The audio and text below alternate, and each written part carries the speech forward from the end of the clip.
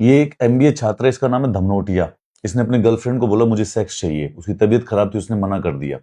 इसने उसके हाथ और पैर बांधे, उसको बोला कि मैं तेरे को एक सरप्राइज देना चाहता हूँ। जब वो रजिस्ट करने लगी तो उसके मुंह में कपड़ा ठूस के उसकी छाती पे बैठ गया, फिर उसको स्ट्रैंगल कर दिया। फिर इसको लगा जब वो मर गई तो चक्कू लेके उसके छाती पे इतनी जोर से चक्कू मारा कि वो चक्कू टूट गया। एक बार क्या जरा हुआ था? सुनना इसको। नहीं यार, क्यों मारा? तो लवर थी ना, फिर क्यों मारा? कुछ नहीं हुआ, छोड़ो, जो हो गया हो गया यार।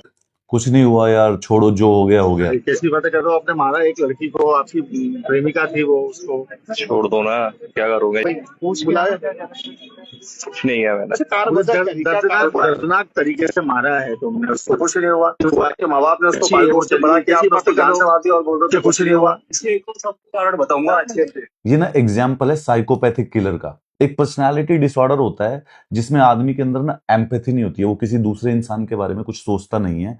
इमोशंस इनके बहुत ही ज्यादा शैलो होते हैं और इनके अंदर ना रिमोर्स और गिल्ट, मतलब कि गलती करने के बाद जब कुछ बुरा फील होता है वो बिल्कुल भी नहीं होता। आपने इसकी शक्ल देखी होगी, इसका चेहरा देखा होगा, इसका रिएक्शन देखा होगा। इसने अपनी गर्लफ्रेंड का मर्डर कर दिया, लेकिन इसको इस बात से अब कोई फर्क नहीं पड़ रहा है कि इसने किसी की जान ले ली है। कुछ एविडेंस ये कहते हैं कि एमिगडेला, ये ब्रेन का वो हिस्सा होता है जिससे फियर और इमोशन प्रोसेस होते हैं, और भी फ्रंटल कॉर्टेक्स, यानी जो सामने का हिस्सा होता है जिससे डिसीजन मेकिंग और एथिकल डिसीजन मेकिंग होती है।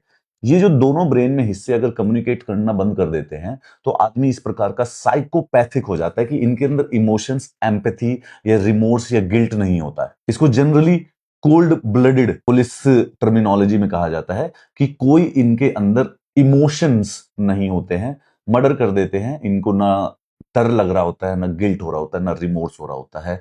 अब समस्या ये है कि लॉ में इन पर्टिकुलर ये जो रेयर जो केस होता है साइकोपैथिक किलर का, इसके लिए कोई एक्स्ट्रा अलग से पनिशमेंट नहीं है।